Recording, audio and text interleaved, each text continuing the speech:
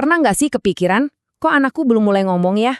Wah, pertanyaan ini jujur aja, sering banget bikin banyak orang tua nggak bisa tidur nyenyak di malam hari. Kalau kamu lagi ngerasain cemas kayak gini, tarik napas dalam-dalam dulu ya. Tenang, kamu nggak sendirian kok. Di bahasan kita kali ini, kita bakal membedah fakta-fakta penting, biar kamu punya gambaran lebih jelas soal apa yang sebenarnya lagi terjadi sama tumbuh kembang si kecil.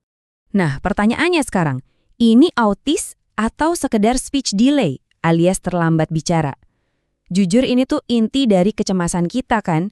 Waktu anak belum juga bisa ngomong padahal seumurannya udah pada bawel, wajar banget kalau pikiran kita langsung loncat ke skenario terburuk.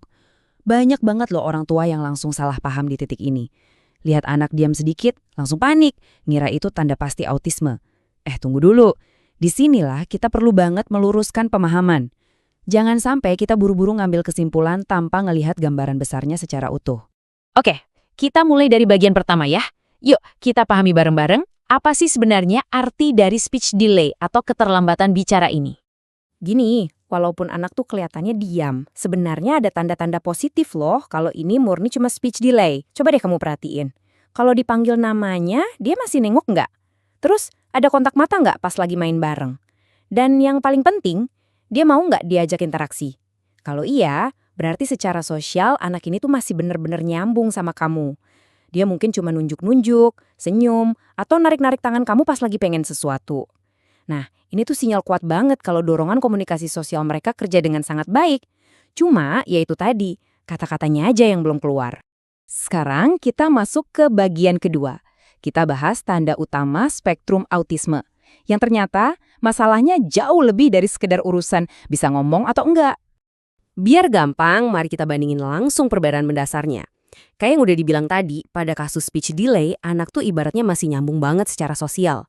Ibarat radio, sinyalnya dapat, cuma suaranya aja yang pelan. Tapi sebaliknya, autisme itu bukan cuma soal lambat ngomong. Ini juga ngelibatin masalah di pola interaksi dan perilakunya. Ini tuh semacam garis batas perilaku yang kelihatan banget bedanya. Pada autisme, hambatannya bukan cuma di mesin pembuat suaranya, tapi di esensi dari koneksi sosial itu sendiri. Paham bedanya ini benar-benar krusial banget biar kita nggak salah arah pas lagi ngamatin perkembangan si kecil. Terus tanda-tanda spesifik autisme yang harus banget kita perhatiin tuh apa aja sih? Pertama, anak sering nggak ngerespon pas dipanggil, kayak seolah-olah dia nggak dengar suara kamu sama sekali. Kedua, kontak matanya tuh minim banget pas diajak ngobrol. Ketiga, dia cenderung lebih asik sendiri, kayak asyik aja gitu sama dunianya sendiri. Dan keempat, sering banget ada gerakan tubuh atau cara main yang diulang-ulang terus-menerus. Jadi intinya nih, kalau anak belum bisa ngomong, jangan langsung panik dan ngelabelin autis. Tapi di sisi lain jangan juga diabaikan ya kalau kamu ngelihat ada kombinasi dari tanda-tanda ini muncul di keseharian mereka. Lanjut ke bagian ketiga.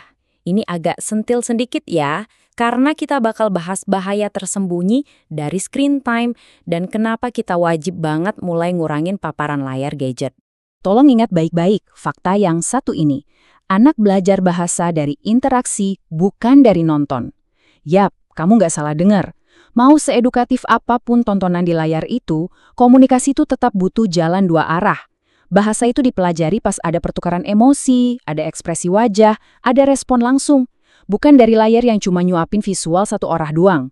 Asal tahu aja ya, interaksi aktif itu beneran satu-satunya jalan tol buat mancing perkembangan bahasa anak kita. Masuk ke bagian keempat, langkah praktis untuk orang tua.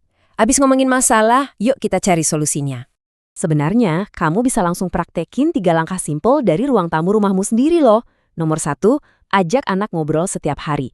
Ceritain aja apa yang lagi kamu kerjain, ngoceh aja santai kayak lagi jadi penyiar radio. Bebas. Nomor 2, respon sekecil apapun usaha dia. Kalau dia cuma nunjuk atau ngeluarin suara langsung tanggepin dengan antusias. Wah, ada mau bola yang warna merah itu ya? Gitu. Dan nomor 3, kurangin screen time pelan-pelan. Ganti sama interaksi langsung, tatap muka. Ingat ya, proses ini tuh nggak perlu sempurna kok. Yang paling penting adalah kamu ngelakuinnya secara konsisten setiap hari. Konsistensi itu kuncinya. Punya anak itu mungkin emang sebuah pilihan ya.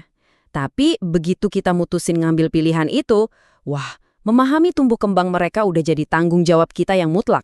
Semakin cepat kita sadar sama tanda-tanda yang mereka tunjukin, entah itu cuma speech delay murni atau tanda-tanda spektrum autis, makin besar juga kesempatan yang kita kasih ke anak buat tumbuh dan berkembang secara maksimal. Percaya deh, penanganan atau intervensi sejak awal itu selalu jadi kunci emas yang benar-benar bisa ngerubah segalanya. Sebagai penutup, Coba deh tanyain ini ke diri kita sendiri.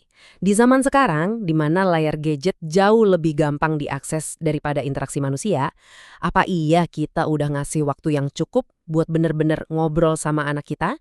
Ingat ya, masa depan komunikasi mereka itu mulainya dari obrolan remeh-temeh kamu sama mereka hari ini. Makasih banyak ya udah luangin waktu buat belajar bareng di panduan kali ini. Siap buat sebarin info ini ke orang tua lain yang mungkin butuh? Sampai ketemu di bahasan kita selanjutnya.